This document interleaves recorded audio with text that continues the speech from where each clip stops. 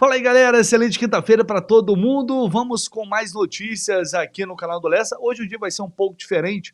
Eu até já falei isso no último vídeo de ontem, que foi um dia movimentado, pós-vitória histórica sobre o River Plate, mas reforçando aqui para quem não assistiu esse vídeo, eu vou passar por um procedimento, pequeno procedimento cirúrgico nesta quinta-feira.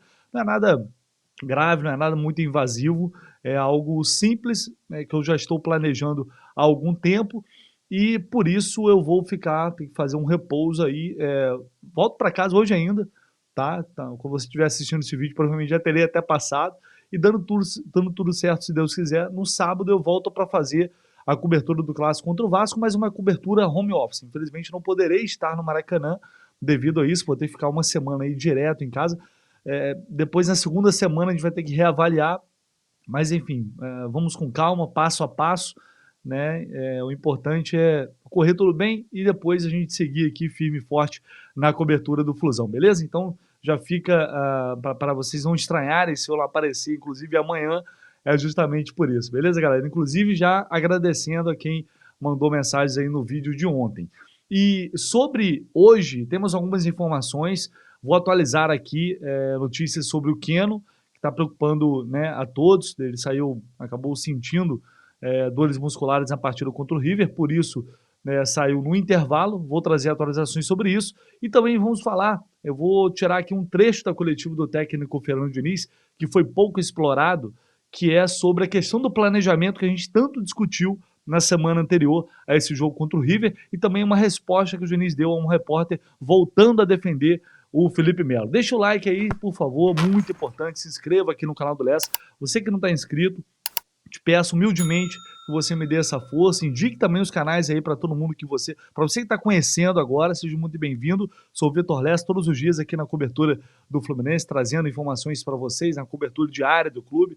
Então peço que todo mundo que puder chegar junto, é muito importante. E esse vídeo também é um oferecimento da Bet7k, que é parceira, patrocinadora aqui do canal. Eu vou anunciar o vencedor desse sorteio de uma camisa retrô do Fluminense que eu estou fazendo em parceria com a Bet7k, promovido pela Bet7k, na volta dessa cirurgia. Já vou anunciar o vencedor na volta. Então, algo que tudo indica, de fato, esse vai ser o último vídeo, a última oportunidade que você vai ter de participar desse sorteio, clicando nesse link que está no comentário fixado, faz seu cadastro lá, se você já tiver o cadastro, beleza, não tem problema, faz um depósito mínimo de R$ 20, de pelo menos R$ 20, e manda esse comprovante que está neste meu e-mail aqui. É só você fazer isso e automaticamente você vai poder participar desse sorteio, e aí na volta eu vou anunciar o vencedor. E já fica a dica para hoje, lá na Bet7k, uma vitória do Racing vai secar o rival, vai secar o Flamengo, vitória do Racing pagando 2,78. Agora, se você é adepto daquela ideia de que, se você não liga de torcer para o rival também, você pode ir no Flamengo e aí, se eles ganharem, você fatura uma grana. Se eles perderem, você no mínimo vai poder dar aquela zoada nos amigos. A vitória do Flamengo está pagando 2,32. Já fica a dica aí, então vai lá, participe desse sorteio e concorra a essa camisa retrô do Flu. Então vamos abrir com esse trecho da entrevista coletiva do técnico Fernando Diniz, onde ele fala do planejamento dos dias que antecederam o jogo contra o River, a opção de não ter poupado diante do Paysandu e ter poupado na derrota para o Fortaleza. Em relação à obsessão da torcida pela Libertadores, isso é uma coisa que é muito visível. Todo mundo quer ganhar a Libertadores, não é só o Fluminense, as outras equipes também querem. E a gente tem 3 competições. A intenção não é abrir mão das competições, é saber jogar as competições. O planejamento, eu acabo vendo muito pouca coisa da internet, mas assim, no entendimento acho que a gente fez certo.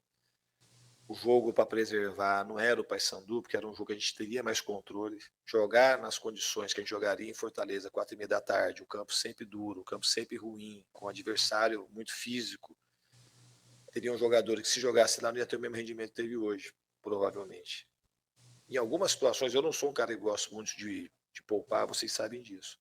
Mas acho que a estratégia para chegar nesse jogo do River, ela foi muito bem executada. E lá em Fortaleza, voltando um pouco no jogo de Fortaleza, eu acho que a gente tinha que ter jogado muito melhor, independente dos jogadores que entraram. Então, assim, foi um jeito de jogar que a gente facilitou muito. E hoje, a gente voltou a jogar dentro de um padrão que a gente gosta, com todo mundo muito ativo, muito participativo, sabendo se proteger muito bem.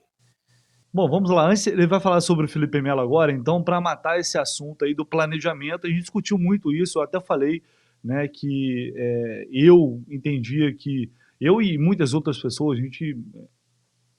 Então, para matar esse assunto do planejamento aí, eu e muita gente entendia que o ideal parecia ser, né, o mais correto, entre aspas, poupar diante do Paysandu, porque era um jogo que estava ganho praticamente, né? O Fluminense tinha uma vantagem muito larga para administrar. Mas, por outro lado, ia enfrentar um adversário muito difícil no final de semana pelo Campeonato Brasileiro. Então eu entendi dessa forma, mas eu falei em vídeos e na live depois do jogo contra o Fortaleza, eu falei que era perfeitamente compreensível também a outra estratégia, né? Tipo, como os jogos são mais próximos, eu entendia também a estratégia de poupar diante do Fortaleza para que os jogadores chegassem mais inteiros nessa partida contra o River. E de fato foi isso que aconteceu. E por isso é bom a gente ouvir o treinador falando, e eu reforcei naquela oportunidade que lá tem pessoas que trabalham diariamente, estão com os jogadores diariamente e ganham justamente para pensar nisso. Né? A gente aqui dá opinião com base naquilo que a gente observa do lado de fora, a gente não está do lado de dentro, né? Às vezes tendo uma dedução mais lógica, mas nem sempre, né, ela vai estar correta, e eu, como sempre, estou longe de querer ser dono da razão de alguma coisa. E aí eu acho, mais uma vez, que a comissão técnica acertou, porque não adianta a gente, porque, assim, eu e muita gente pensou, mas não pode poupar contra o Fortaleza, não faz sentido isso. É porque o torcedor, enfim, todo mundo está naquela ânsia. O Fluminense está jogando tanta bola, está jogando tão bem, que a gente quer que o time ganhe todas as competições, ganhe todos os jogos, e é natural isso. Mas isso não vai acontecer. Não tem como você sustentar em alto nível nas 3 competições. Em alguma você vai ter que ceder. Então, por isso eu falei, eu já identifiquei e eu acho que se uma competição tiver que de ser sacrificada, pelo menos neste momento, vai acabar sendo o Campeonato Brasileiro. Então, daí vem a explicação do Diniz, e é totalmente coerente, faz todo sentido. Contra o Fortaleza seria um jogo bem mais leve, tanto é que foi leve demais, foi ritmo de treino naquele jogo. Né? O jogo contra o Fortaleza seria muito mais pegado, apesar de que os jogadores entraram no segundo tempo e se desgastaram um pouco também. Mas aí não sei, não tem como mediar, será que o desgaste foi mais, menos? Se eles tivessem começado o jogo e saído, sei lá, os 10, 15 do segundo tempo teria sido maior, enfim, não dá para ter certeza. Mas provavelmente foi um desgaste menor. Então, por isso é bom a gente ouvir a palavra do treinador, e eu acho que serve como parâmetro para imaginar o que vai acontecer aí nesse mês de maio que está vindo aí, que é um negócio bizarro. A gente vai ter um calendário bizarro assim, esse mês de maio vai ser loucura. Já teve o River, vai ter o Vasco agora, que é um clássico, e depois o Cruzeiro fora de casa. Aí tem um jogo um pouco mais tranquilo em tese, que é o Cuiabá, e depois já tem o Flamengo pela Copa do Brasil. E aí vem clássico contra o Botafogo. E aí vem os Strongest lá nas alturas, lá em La Paz. E depois o Corinthians, fora. E fecha com o Flamengo decidindo a vaga nas quartas de final da da Copa do Brasil.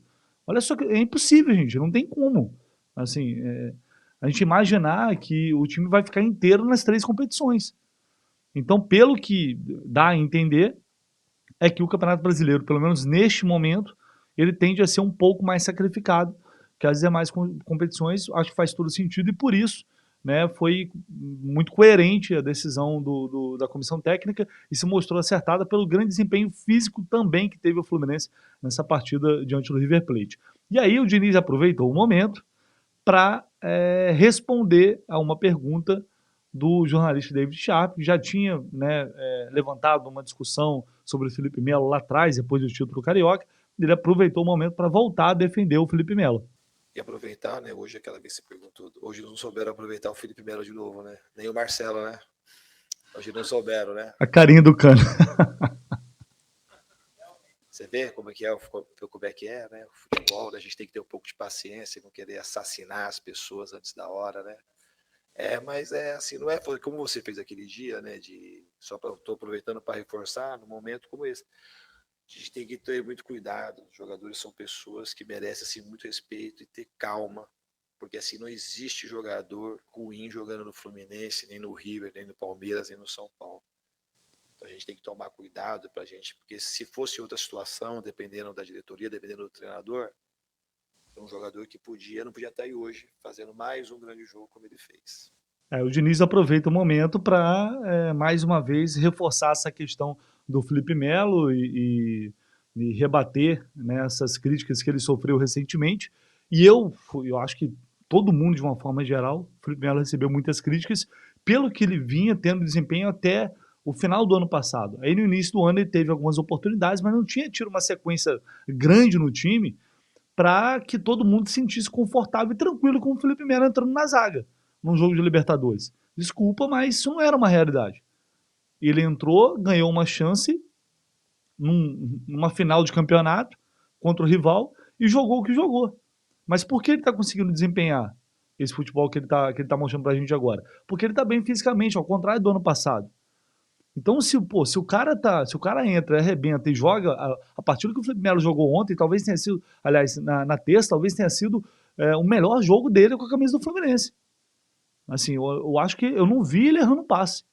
Não me lembro dele ter errado um passe, aqueles lançamentos longos foram 2, 3, pro Arias foram 2, de 30 metros pelo menos. Então, assim, fez um jogaço e tem que ter o reconhecimento. Pelo menos da minha parte, eu sempre vou ter. Eu vou criticar quando tiver que criticar, quando eu achar que devo criticar. É minha opinião, vocês podem ter uma opinião diferente, tudo isso faz parte, mas quando o cara vai bem, a gente tem que ter a humildade, a hombridade de reconhecer. Né? Esse é sempre o ponto. Tem jogador que eu não estou falando no caso do Felipe Melo, tem jogador que só quer ser exaltado. Né? E quando você faz uma crítica, aí o cara não consegue absorver. Mas os elogios que a gente faz, muitas vezes também, aí ninguém lembra do momento que a gente elogiou. Né? Então tem que ter sempre esse equilíbrio, essa responsabilidade, que é uma coisa que eu sempre tento ter, porque do outro lado é o que eu sempre falo, do outro lado tem um ser humano. E não tem ninguém ali de sacanagem. Está todo mundo tentando fazer o seu melhor em prol do Fluminense. Então que o Felipe Melo continue demonstrando esse grande futebol que ele está demonstrando, porque só quem vai ganhar com isso é o Fluminense. Ele e o Fluminense. E o mais importante, evidentemente, é isso. E para a gente fechar aqui, galera, sobre Keno, né? O Keno passou pela zona mista durante as entrevistas de terça-feira e disse que se queixou de uma questão muscular, que tinha sentido uma possível lesão, né? E o que eu consegui apurar é que no vestiário não houve uma grande preocupação, diferente do Martinelli, por exemplo. O Martinelli se lesionou, no vestiário os médicos já constataram, infelizmente vai ter que parar aí por um tempo. No caso do Keno, não houve isso. Isso é garantia de alguma coisa? Não é. Né? Porque só os exames vão poder constatar isso, e provavelmente ele vai passar hoje por esses exames, o Fluminense vai se reapresentar hoje, então ele deve realizar os exames e aí vai ser avaliado pelo departamento médico, para daí a gente saber se ele tem uma lesão ou não e qual o grau de gravidade dessa possível lesão. Tomara que não seja nada demais, tomara que seja algo leve, como foi com o Marcelo, uma contratura, algo do tipo, para que ele não fique fora do time, porque o Keno vem num momento de crescente, vem evoluindo, vem crescendo junto com o time. Então, enfim, tomara que não seja nada demais. É cedo para cravar qualquer coisa, mas não deixa de ser uma boa notícia o fato de, já no vestiário, assim, não ter despertado uma grande preocupação, né, a comissão técnica e aos médicos, e ele saiu andando normalmente no Maracanã, né, não estava demonstrando ali nenhuma limitação. Então isso também é um bom sinal. Vamos aguardar aí para aguardar a confirmação desses exames e torcer para que dê tudo certo. Beleza, galera? Então a gente se vê possivelmente, talvez amanhã, se não amanhã, no mais tardar no sábado, estaremos juntos aí nessa cobertura de Fluminense e Vasco, mais um grande clássico pelo Campeonato Brasileiro, e agora já com mais de 30 mil ingressos vendidos, setor leste inferior, setor sul também já esgotados, então certamente teremos mais um grande público no Maraca no sábado. Valeu, galera, grande abraço, tamo junto, vamos que vamos.